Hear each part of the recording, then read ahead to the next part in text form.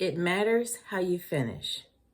In 2 Chronicles chapter 25, verses 1 to 2, it says, Amaziah was 25 years old when he became king, and he reigned in Jerusalem 29 years.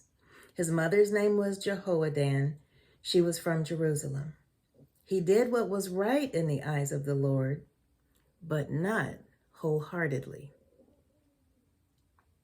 It matters how we follow God.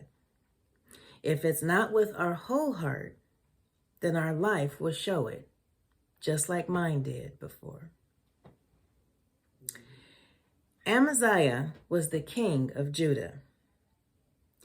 In verses 5 to 6, I'm just going to summarize those, but basically he formed an army with people that were 20 years old and up, and they were from Judah. In addition to forming this army of people 20 years old and up, he also hired 100,000 fighting men from Israel. This is a time in history where Israel and Judah were separate, so they were ran by two separate kings.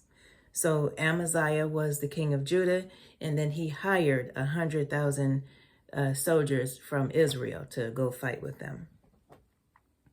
In verses 7 to 10, it says, But a man of God came to him and said, Your Majesty, these troops from Israel must not march with you, for the Lord is not with Israel, not with any of the people of Ephraim. Even if you go and fight courageously in battle, God will overthrow you before the enemy, for God has the power to help or to overthrow.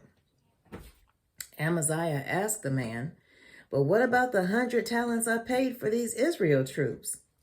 The man of God replied, The Lord can give you much more than that. So Amaziah dismissed the troops who had come to him from Ephraim and sent them home. They were furious with Judah and left for home in a great rage. Sometimes listening to God may cost you, and it may sometimes cost you people being mad at you. In verses 11 to 12, it says that Amaziah and his army killed 20,000 people in battle. But then this happens. In verses 14 to 15, and I'll read those. When Amaziah returned from slaughtering the Edomites, he brought back the gods of the people of Seir.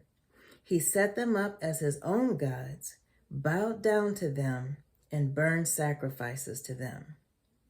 The anger of the Lord burned against Amaziah, and he sent a prophet to him who said, Why do you consult this people's gods, which could not save their own people from your hand? While he was still speaking, the king said to him, Have we appointed you an advisor to the king? Stop. Why be struck down? So the prophet stopped, but said, I know that God has determined to destroy you, because you have done this and have not listened to my counsel. So basically, Amaziah ends up taking foreign gods and he worships them instead of worshiping the God who helped him defeat that army. A prophet asked him, why did he do that? And then that's when he went on to say, just stop it. Quit talking to me, leave me alone. Sometimes in our own lives, we tell God to be quiet by the actions that we choose. It matters how we finish. My encouraging scripture is going to be in 2 Chronicles chapter 25, and it's going to be verses 27 to 28.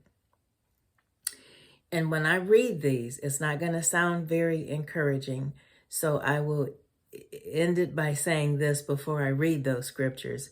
We have a choice, and that's the encouraging part that we need to hold on to.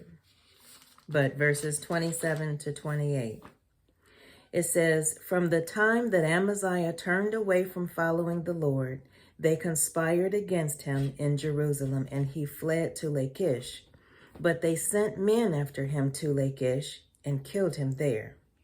He was brought back by horse and was buried with his ancestors in the city of Judah.